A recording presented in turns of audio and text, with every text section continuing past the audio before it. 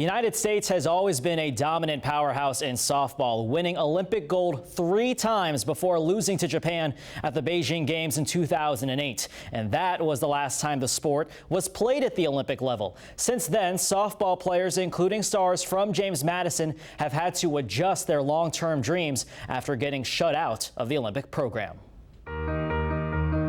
It just gave us inspiration and something to kind of strive for as little kids. You know, growing up, we always wanted to play for the United States or play at the Olympic level, so it gave us something to work towards and work hard for. They're such great players, and it's unfortunate that they don't get to play in the Olympics and having that dream come true. And you know, they're just people that you look up to as role models. Before finding success at James Madison, Jalen Ford and Erica Field were part of a generation inspired by U.S. Olympians who were playing softball at the highest level.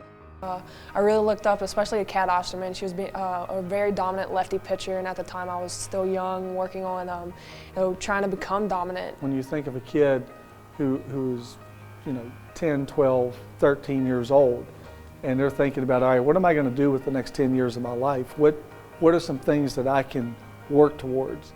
And I think with softball being the Olympics, it drew a lot of young females towards the game of softball, because there's nothing bigger than being able to go and compete for your country as an athlete. But the International Olympic Committee decided to drop both softball and baseball from the Olympic program in 2005. This summer's Olympics in Rio will mark the second straight games without softball. But in its absence, the sport has turned its focus on other platforms to grow the game. With softball not being in the Olympics, I think that the college softball community did an excellent job of picking up the pieces. And that's why you haven't seen a huge drop-off in participation, is because now you can turn on the TV any night of the week and catch a college softball game. And that's pretty exciting. Last year's Women's College World Series final between Florida and Michigan was the most watched ever. And this year, ESPN's family of networks broadcast over 600 NCAA softball games, including JMU's first ever appearance at a super regional.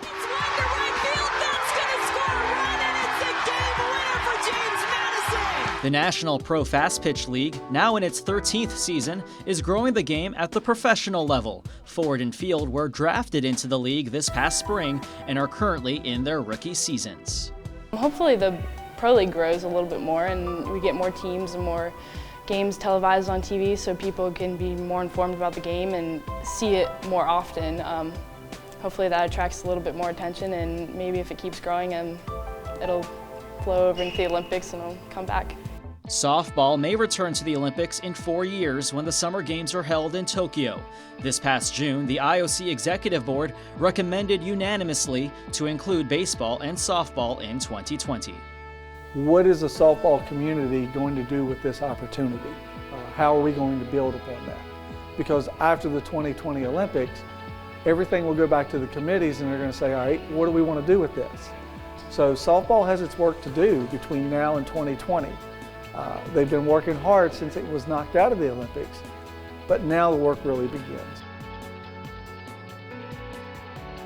The International Olympic Committee will vote in Rio on the eve of the opening ceremony to decide whether baseball and softball will be part of the Olympics in 4 years, a decision that could restore the dreams of players around the globe to represent their country on sport's biggest stage. For WHSV Sports, I'm David de Guzman.